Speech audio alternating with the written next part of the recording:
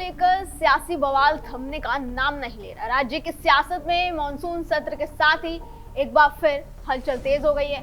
विधानसभा में एसआईआर को लेकर विपक्ष का हंगामा जारी है। विपक्ष की तरफ से लगातार शोर किया जा रहा है, नारेबाजी की जा रही है। नतीजा ये होता है कि कार्रवाई को स्थगित करना पड़ता है। विपक्षी दल बिहार चुनाव को सेट करने का आरोप लगा रहे हैं, जबकि बीजेपी नेता इसे विदेशियों से मुक्ति की चुनाव आयोग की पहल बता रहे हैं। नेता प्रतिपक्ष तेजस्वी यादव का कहना है कि बिहार के लोकतंत्र का सबसे बड़ा मंदिर बिहार विधानसभा है। ऐसे में विधानसभा में एसआईआर को लेकर चर्चा होनी चाहिए। इसके अलावा उन्होंने क्या कुछ कहा और इस पूरे मामले पर कैसे सियासी बवाल खड़ा हुआ है, जानने के लिए देखें हमारी एक खास रिपोर्ट।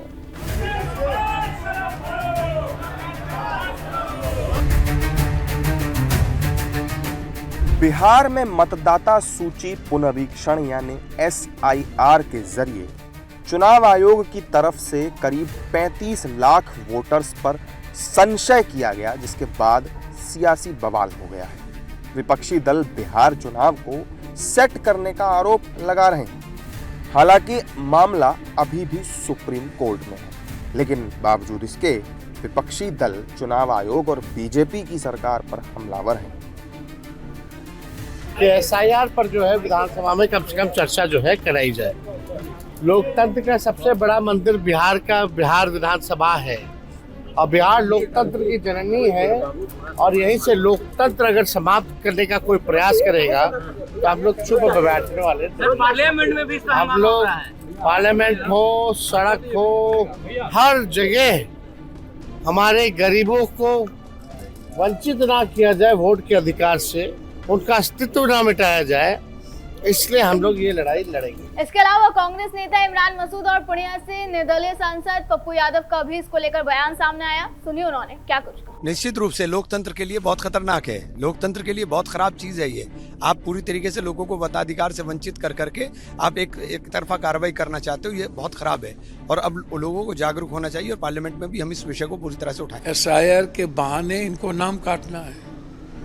ना बीएलओ किसी गांव जा रहे हैं, बाढ़ में तो किसी गांव गए नहीं। हमारे इलाके में 23-24 गांव गए नहीं, नाम जुड़ गया। मैं तो चैलेंज कर दूंगा, जो दिल्ली में है आप उसको देख लीजिए, उसका नाम जुड़ गया। एक थोड़ी लाखों।